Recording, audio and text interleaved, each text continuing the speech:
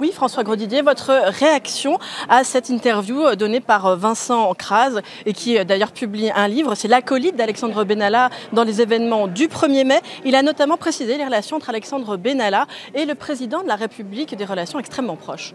Écoutez, il ne fait que confirmer les intuitions et même les déductions des membres de la commission d'enquête à partir des témoignages et aussi des pièces matérielles dont nous pouvions disposer. Ça confirme quoi? Deux choses. Le rôle de M. Benalla en matière de sécurité qui était nié par les responsables de l'Élysée et aussi cette grande proximité, même ce lien de confiance avec le président de la République. Effectivement, il dit dans cette interview, les présidents veulent avoir leur sécurité en main.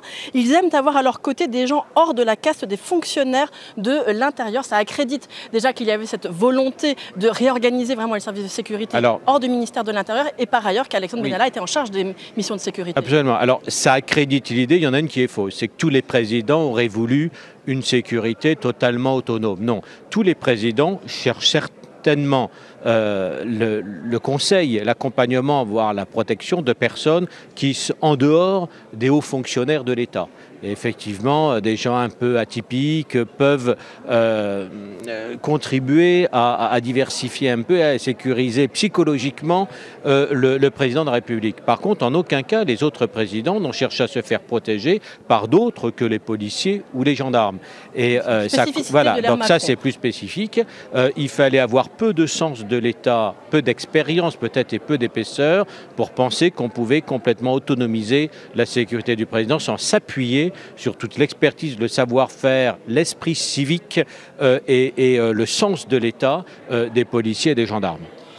Est-ce que vous avez été surpris que Vincent Crase fasse autant de révélations, lui qui s'était tu devant la commission d'enquête sénatoriale, qui avait même voulu être auditionné à huis clos et qui, lorsqu'il a répondu, l'a fait de façon très laconique? Oui, on ne regrette pas de lui avoir refusé le huis clos, parce que demander le huis clos par souci de discrétion pour publier un livre ensuite, je trouve que c'est un peu culotté. Après ça, il fera certainement un bon coup, au moins économique, en vendant son bouquin, mais qui a le mérite, malgré tout, de confirmer ce que disait la commission d'enquête, alors même que le pouvoir continue à nier l'évidence qu'il aurait mieux fait de reconnaître dès le départ et il n'y aurait pas eu d'affaire devant le Sénat, simplement des dysfonctionnements qui auraient été corrigés et on s'en serait arrêté là. Très rapidement, votre commentaire sur le fait qu'Alexis Kohler, Patrick Stroda et François-Xavier Loche soient convoqués devant la justice le 10 avril prochain sur un autre volet, celui des passeports diplomatiques. C'est un processus normal. Effectivement, il y a le problème des fausses déclarations, mais des fausses déclarations portées aussi sur l'utilisation des passeports. On avait d'ailleurs une thèse complètement différente entre M. Benalla et M. Stroda. Un des deux avait menti, ce n'est pas le Sénat qui pouvait dire lequel, donc il est normal que la justice fasse son travail. Bien, merci beaucoup François Grosdidier d'avoir répondu à mes questions.